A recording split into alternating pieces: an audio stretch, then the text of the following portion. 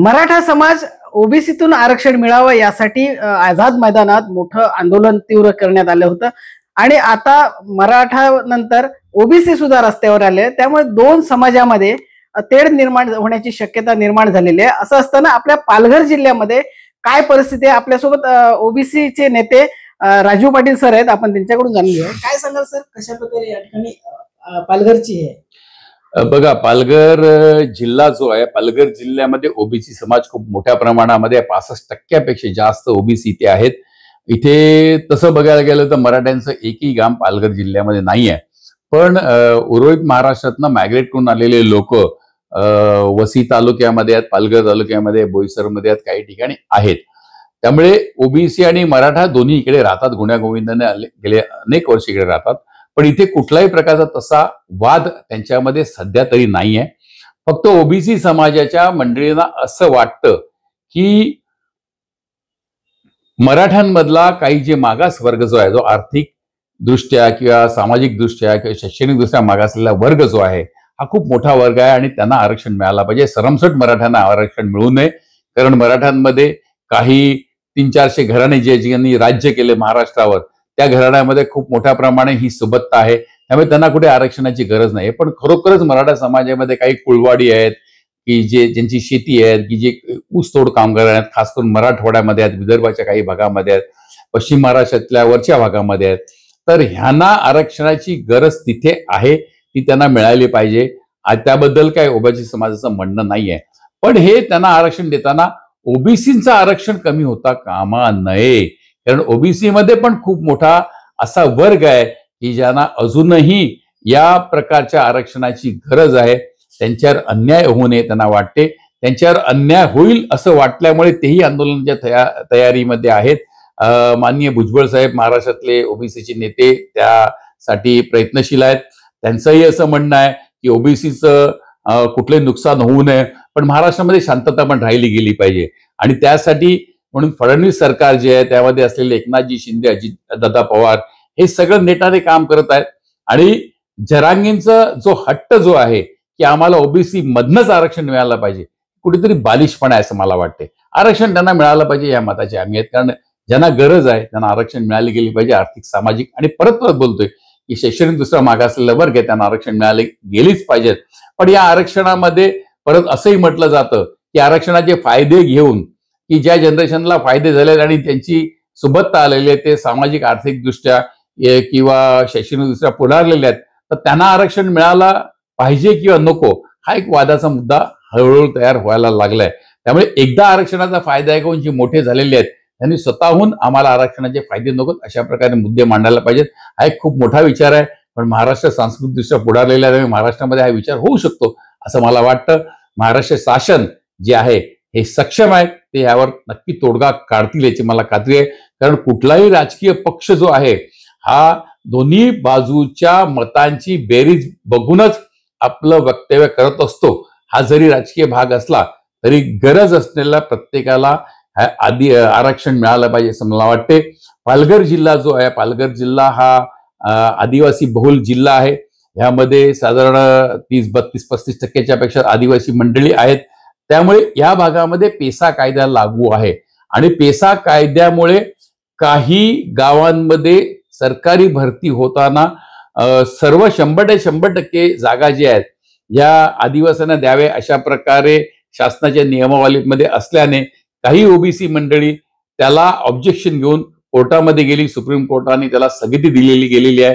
त्यामुळे गेले 10 वर्ष झाले जिल्ह्याची निर्मिती होऊन सुद्धा बऱ्याच खात्यांमध्ये अजूनही नोकर भरती झालेली नाहीये। ती नोकर भरती त्वरित व्हावी, त्यामध्ये आदिवासी मंडळी लागावी, ओबीसी मंडळी लागावी, ह्यासाठी म्हणून समन्वय साधण्याचा ओबीसींकडनं, आदिवासींकडनं आम्ही प्रयत्न करत आहोत। त्यासाठी माननीय पालकमंत्री गणेशदादा नाईक यांनी समाज कल्याण मंत्र्यासमोर मिटिंग ठेवण्याचं आश्वासन दिले आणि येत्या आठवड्यामध्ये ही मिटिंग होईल याची आम्हाला खात्री आहे। तोही वाद इथे मिटेल। पण महाराष्ट्रामध्ये सुरू असलेला ओबीसी आणि मराठा आंदोलन हा जो वाद आहे, आज तरी आमच्या पालघर जिल्ह्यात दिसत नाही, पण महाराष्ट्रामध्ये पण हा वाद होऊ नये, कुठल्याही ओबीसीवर अन्याय होऊ नये। कारण जर शासनाने धोरण घेतलं की सर्वच मराठ्यांना ओबीसी दाखला द्यावा किंवा ओबीसी आरक्षणामध्ये वाटा द्यावा, तर आपोआपच नॅचरली ओबीसीचा जो वाटा आहे तो कमी होईल.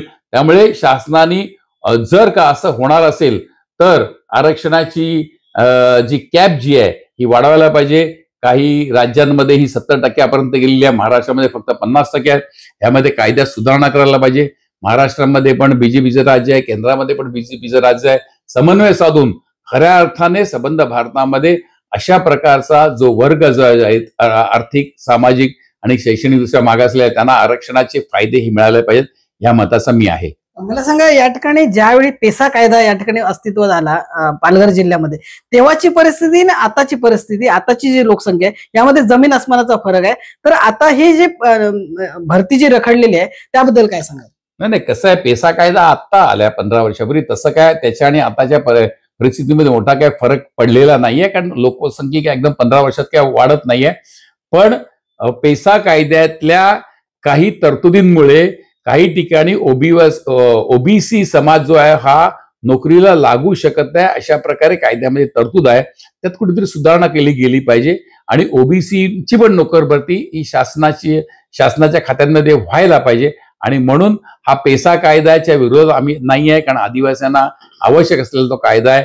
आदिवासींवरचा अन्याय दूर करण्यासाठी जा कायदा आहे, आदिवासीच्या ज्या काही गरजा आहेत, आदिवासीच्या काही आदिम जाती आहेत त्यांच्या गरजा आहेत त्या पुरवण्यासाठी पेसा कायद्याचा नक्की उपयोग होईल. पण एकाला न्याय देताना दुसऱ्या अन्याय होऊ नये इथे परत आम्हाला वाटते. त्यामुळे ओबीसींना पण शासनाच्या नोकर भरतीमध्ये सहभागी करून घ्यायला पाहिजे अशी आमची मागणी आहे. आणि ती मागणी नक्की पूर्ण होईल, कारण हा न्यायालयामध्ये आहे आणि त्याचा वाद हा नक्की पूर्ण होईल याची आम्हाला खात्री आहे.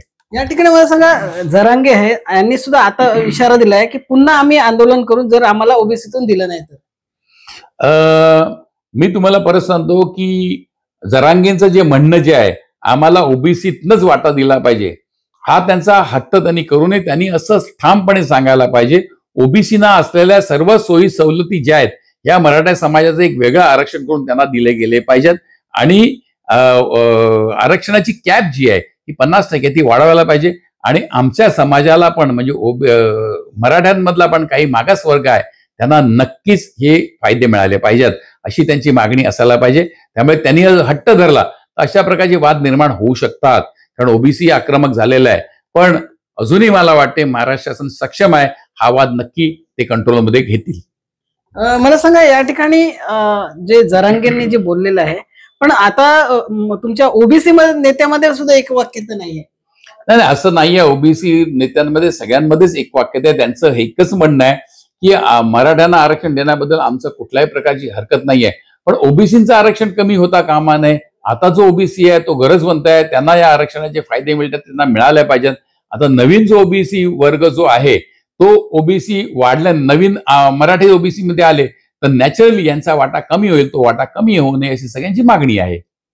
या ठिकाणी ओबीसीचा वाटा नको, परंतु वाट्यामध्ये येऊ नका, तुम्हाला सेपरेट या ठिकाणी तुमचा जो आरक्षण आहे ते तुम्ही घ्यावं आणि ते निश्चित त्यांना दिलं पाहिजे, असं ओबीसी नेते राजू पाटील यांची मागणी आहे.